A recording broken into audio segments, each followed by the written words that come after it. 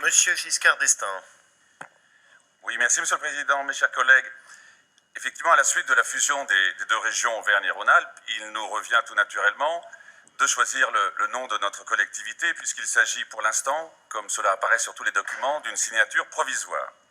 La proposition qui nous est faite, que notre région soit désormais dénommée Auvergne-Rhône-Alpes officiellement, est logique pour plusieurs raisons et recueillera à ce titre un vote favorable des élus du groupe UDI indépendant. En effet, conformément à ce que je vous avais écrit à l'occasion de la consultation que vous aviez organisée, plusieurs arguments viennent conforter notre préférence à voir ainsi conserver, préserver l'histoire de nos deux régions, Auvergne comme Rhône-Alpes.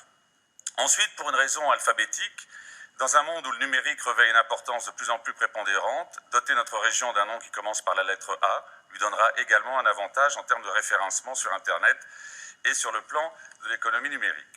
Enfin, sur le plan géographique, et une logique géographique qui est probablement la plus importante, couplée à une logique de lecture, cela facilite la visualisation emblématique et géographique de nos territoires qui, des volcans d'Auvergne au sommet des Alpes, est structuré autour du Rhône. À ce titre, pour que le fleuve central soit parfaitement identifié, je suggère que le futur graphisme intègre en son centre une barre verticale bleue dans le R de Rhône qui symboliserait ainsi cet axe structurant central de notre nouvelle région. Et enfin, comme cela a été dit, pour la version abrégée, Auvergne-Rhône-Alpes a le mérite de pouvoir être éventuellement utilisé sous forme abrégée avec Aura, ce qui donne à notre région un rayonnement supplémentaire. Merci beaucoup. Madame Montoro-Sadou, pour l'UDI. Chers collègues, les comptes administratifs 2015 des anciennes régions Auvergne et Rhône-Alpes sont un peu les soldes de tout compte de ces deux anciennes collectivités. Bien que nous ne partagions pas les orientations politiques traduites dans les comptes qui nous sont présentés, le groupe UDI indépendant, dans un souci de garantir le bon fonctionnement de notre collectivité, votera ces rapports. Ces deux rapports, que nous apprennent-ils ? Malheureusement, rien de plus que ce qu'on ne cesse de déplorer depuis plusieurs mois et années pour nos collègues qui siégeaient dans cette Assemblée lors du mandat précédent. Une augmentation des dépenses de gestion de personnel, plus 7 millions d'euros pour l'année 2015. Une baisse de 5% des dépenses d'investissement qui se traduit par une chute de 43 millions d'euros sur la politique des transports, mettant en danger certaines dessertes ferroviaires.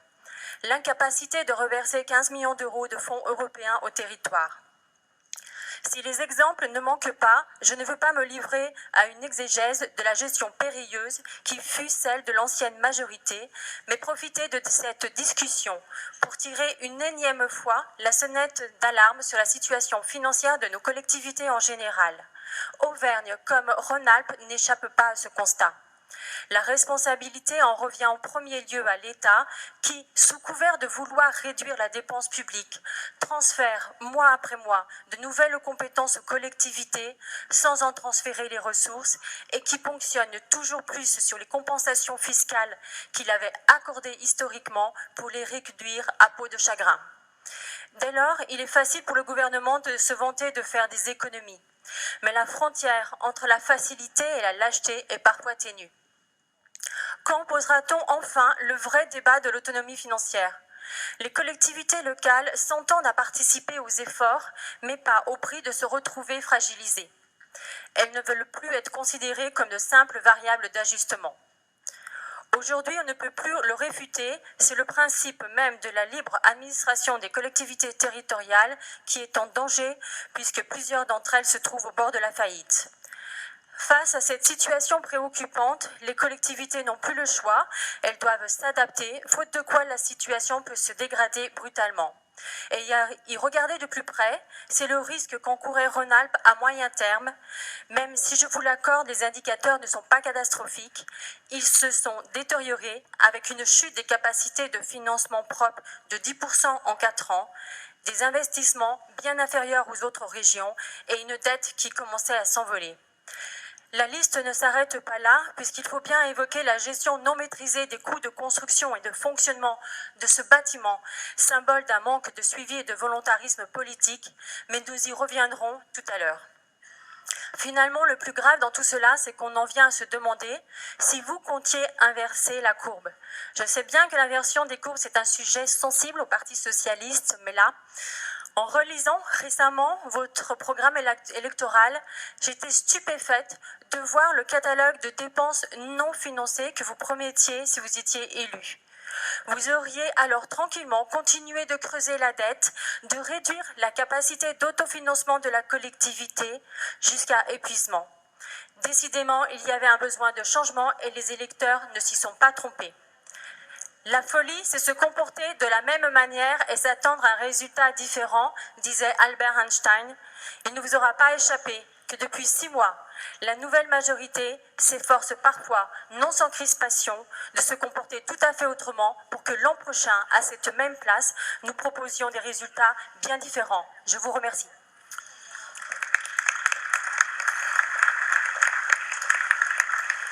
Madame Luquin.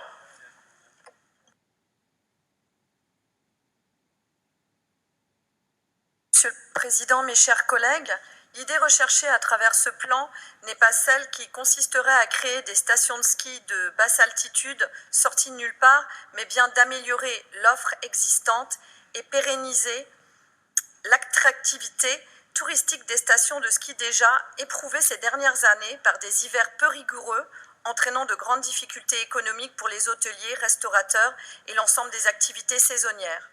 À terme, c'est la survie même des domaines skiables qui pourrait être en jeu si nous ne nous engageons pas dans les investissements nécessaires à la production de neige de culture.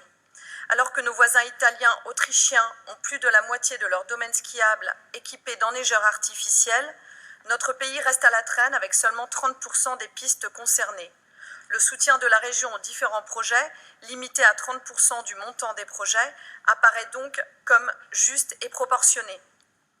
Cependant, notre groupe sera très vigilant sur les projets d'installation d'enneigeurs qui ne tiendraient pas compte de plusieurs critères, dont l'exposition des versants. J'ajoute que notre groupe se félicite que l'appel à projet comporte une dimension rénovation des réseaux dans une recherche d'amélioration de la performance énergétique de ces installations assez énergivores. Notre groupe sera ainsi très vigilant sur la mise en œuvre de processus qui respectent la ressource en eau autant que la sobriété énergétique. À cet égard, si cet acte 1 du plan montagne entend agir sur les effets des dérèglements climatiques que nous subissons, nous soulignons l'intérêt majeur d'envisager en parallèle de cette initiative une action déterminée sur les causes du réchauffement climatique. Le rôle de la région comme chef de file de l'action publique sur les volets climat, air, énergie doit nous y inciter en travaillant notamment sur la réduction des consommations énergétiques dans tous les secteurs, aussi bien dans le bâtiment que dans le transport. Et la montagne n'est pas moins touchée que la plaine. En attendant, notre groupe soutient la démarche et votera ce rapport. Merci. Merci beaucoup, Madame Luquin, pour votre soutien. Monsieur le Président, chers collègues, le groupe UDI indépendant votera ce rapport naturellement au titre de deux principes. Le premier, c'est celui de la solidarité territoriale, et nous rejoignons tout à fait les propositions faites par Patrick Mignola sur ce dossier. Le deuxième, c'est sur le débat qui, et je me réjouis du symbole et du signe donné par la région aujourd'hui, de l'intérêt qu'elle porte à la problématique des risques naturels en montagne. On le sait, finalement, les rapports se succèdent et montrent l'intérêt porté à la politique de la montagne. Les risques naturels, effectivement, touchent et affectent nombre de nos territoires et sont évidemment, avec les dérèglements climatiques, en voie croissante, qu'il s'agisse des risques inondations, des risques d'avalanche, des risques d'éboulement. Et par le passé, l'action régionale, jusqu'au début des années 2000, était assez marquée sur ce sujet-là. Nous intervenions aux côtés de l'État sur le contrat de plan pour soutenir les territoires. Et je crois qu'une réflexion doit être montée, si ce n'est en investissement, au moins pour donner, en termes d'ingénierie, le soutien aux collectivités qui sont souvent des collectivités de petite taille où il n'y a pas beaucoup d'ingénierie, et qui ont besoin souvent d'un coup de main. Les élus locaux sont souvent confrontés à des dispositions réglementaires extrêmement complexes. Les PPR inondations, les PPR avalanches de plus en plus complexes les empêchent souvent de mener à bien des politiques de protection pour leurs habitants. Et je crois que la région s'honore à travailler aujourd'hui sur une voirie, mais je pense demain également sur une réflexion plus globale, aussi sur le monde de la montagne et sur le monde qui est touché par ces phénomènes liés au dérèglement climatique. Merci. Merci beaucoup, Monsieur Fournier, surtout que sur ces sujets, vous portez une parole forte depuis longtemps, et y compris sur des enclavements routiers, ferroviaires et les problématiques de réchauffement climatique. Merci, Monsieur le Président. Sur ce dossier et sur les petites lignes, on ne peut pas dire qu'on ne savait pas. Ça a été dit par plusieurs orateurs précédemment. Même si RFF n'est pas le spécialiste de la transparence, et sans jouer les Cassandres, on ne peut pas dire que nous n'avons pas tiré la sonnette d'alarme. Tout au long de ces 10 dernières années, nous avons souligné pour notre part l'insuffisance de crédits en régénération-maintenance pour notre réseau ferroviaire, alors que la région s'engageait de manière importante sur des investissements de développement.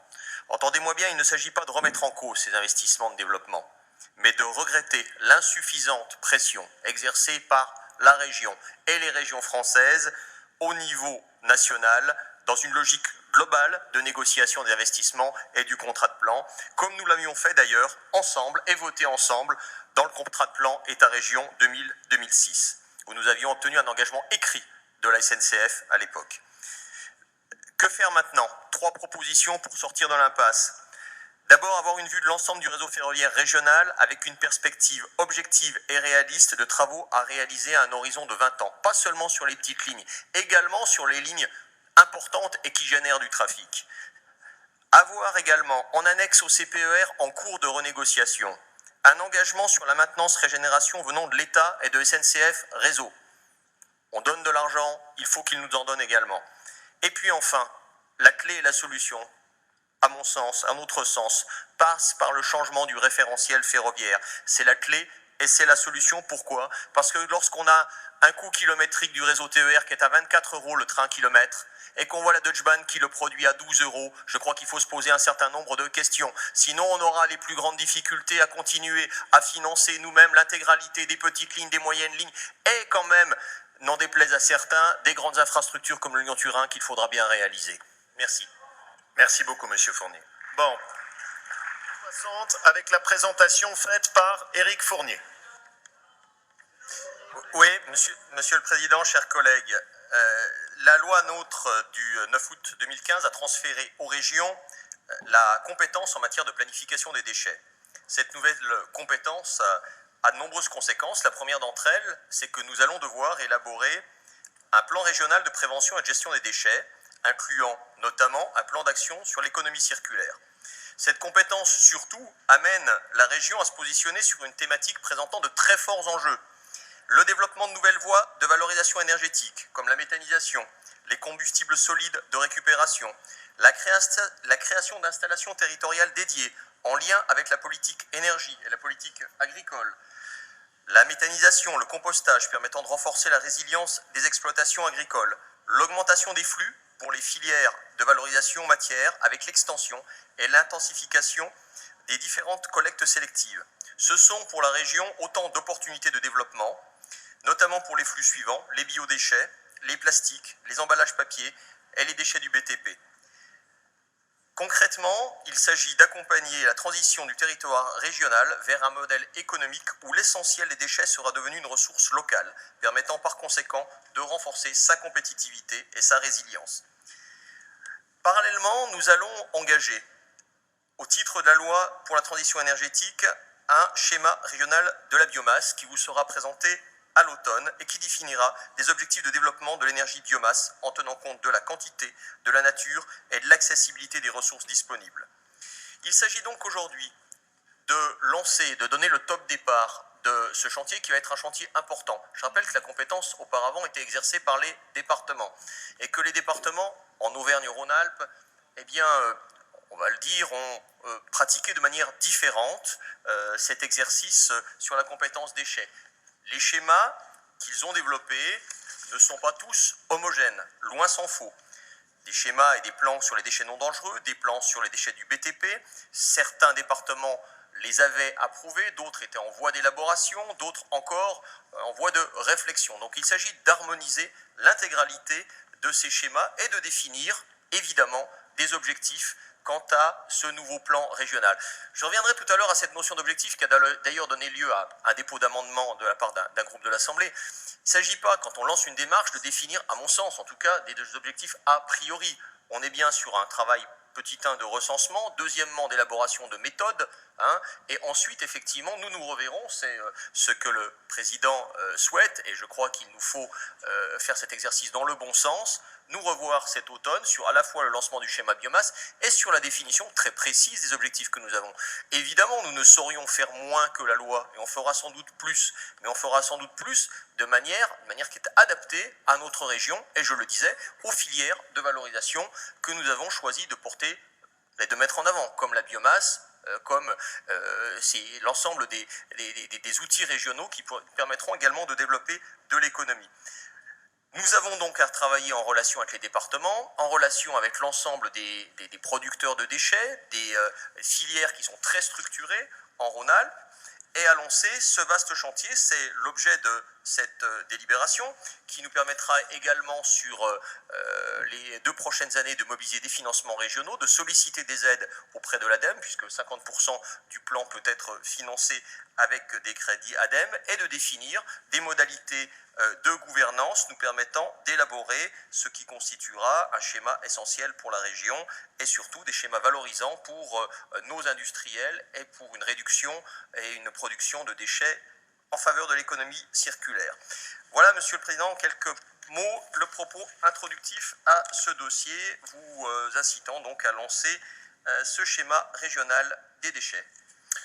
Merci beaucoup, avec un gros travail en perspective. Oui, Monsieur le Président, chers collègues, comme vous venez de le rappeler, c'est un rapport qui répond à une obligation de transparence sur les activités conduites par la région, en particulier sous l'angle du développement durable.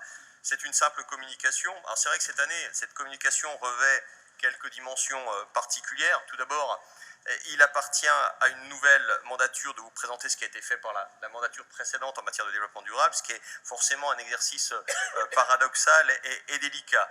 Ensuite, il existait en 2015 2 régions sur le périmètre de l'actuelle région Auvergne-Rhône-Alpes. Pour la partie Auvergne, un tel rapport avait été présenté à l'Assemblée régionale en novembre 2015. C'est donc aujourd'hui le rapport concernant seulement Rhône-Alpes qui vous est présenté.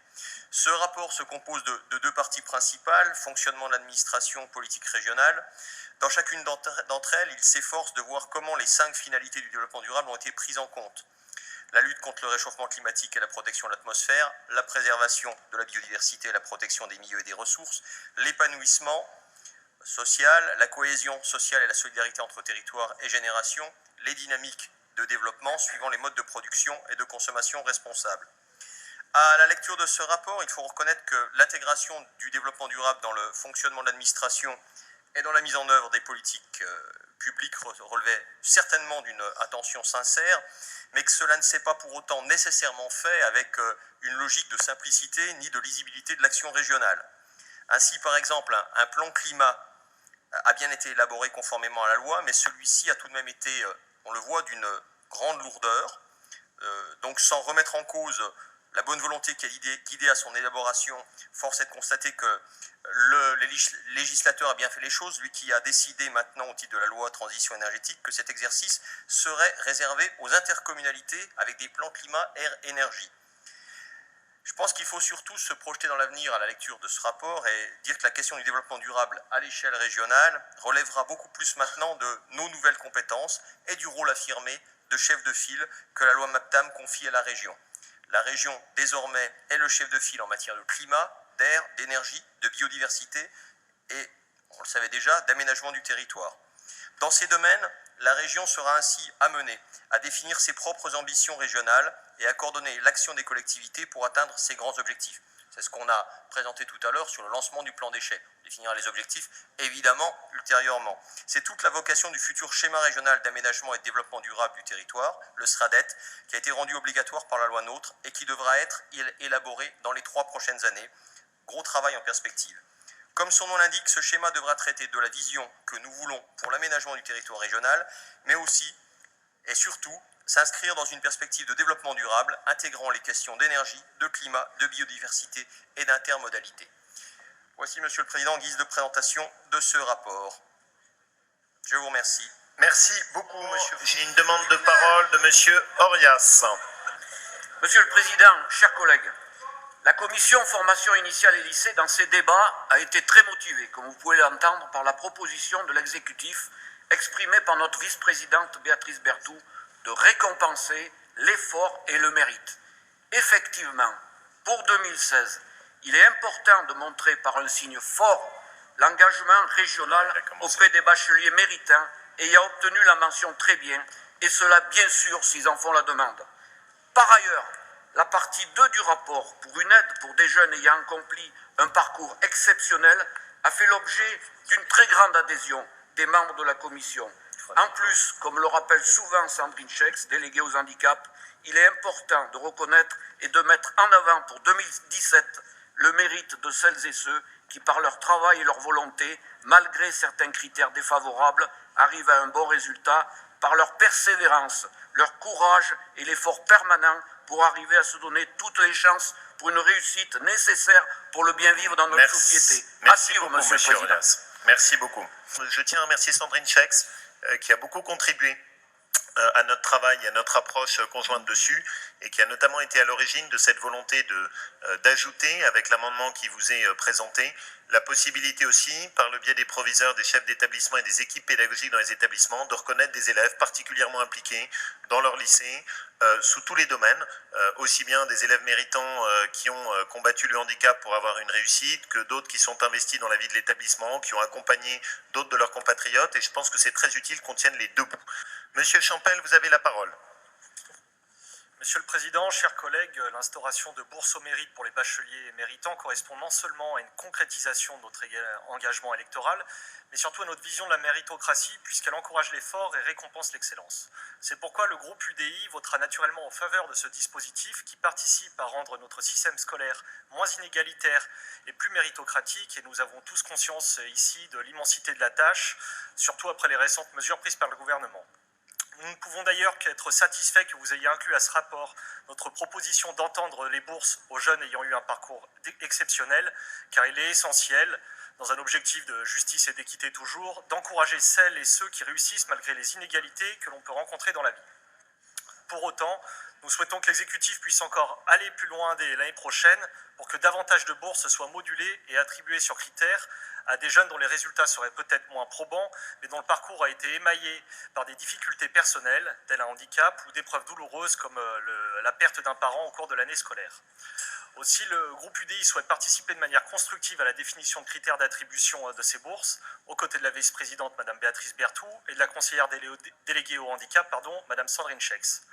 Nous ferons donc des propositions en ce sens, en défendant une vision centriste de la notion du mérite, en prônant l'équité et non l'égalitarisme ou l'individualisme, afin que seules les qualités et les compétences de nos jeunes déterminent leur destin.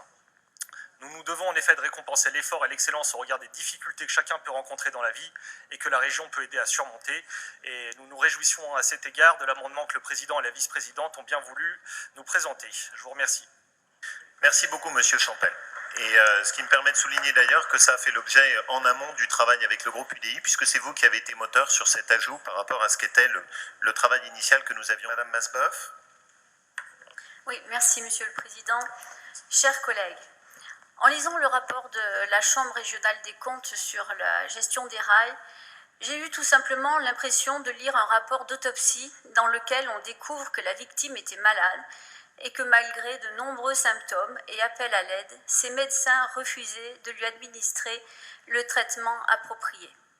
Dans ces conditions, l'issue était connue d'avance. Pourtant, à sa naissance, rien ne laissait présager ce destin funeste. Lorsqu'en 1987, Alain Mérieux lance le début de l'aventure Erail, chacun comprend la nécessité d'accompagner les entreprises du territoire à l'international. Tout allait bien, serais-je tentée de dire, jusqu'à ce que cette structure échappe peu à peu au contrôle de la collectivité régionale qui pourtant en assumait une part importante du fonctionnement. Petit à petit, Erail s'est permis beaucoup de digressions. Petit florilège des remarques de la Chambre régionale des comptes.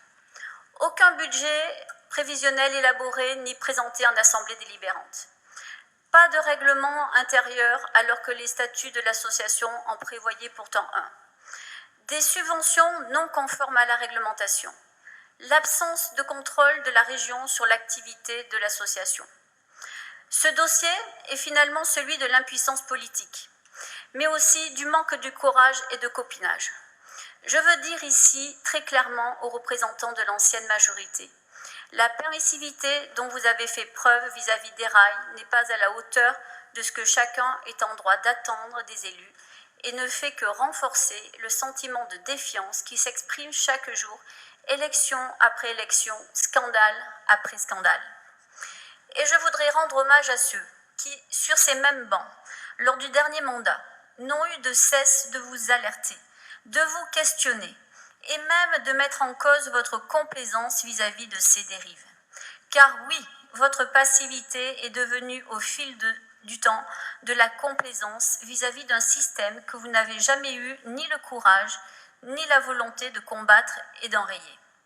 Et puis, il y a eu l'aventure Shanghai, ou plutôt, devrais-je dire, la démesure Shanghai. Là encore, la Chambre régionale des comptes dresse un bilan accablant.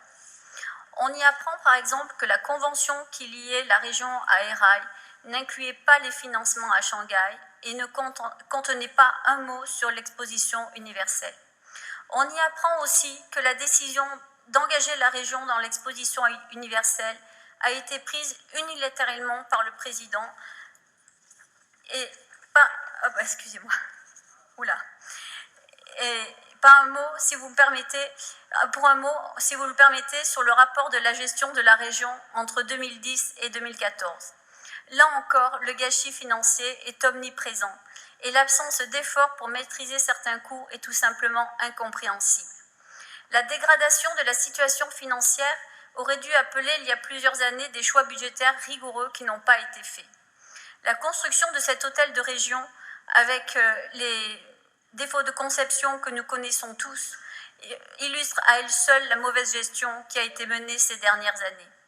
Voici donc, à travers ces quelques exemples, le constat de ce qu'il convient de dresser sur ces trois rapports. Notre groupe, soucieux d'une bonne gestion des deniers publics, ne peut au final que s'offusquer d'un tel manque de transparence et d'aussi peu de contrôle de l'argent public versé à des organismes satellites de notre région. Je vous remercie. Merci beaucoup, Madame Masboeuf.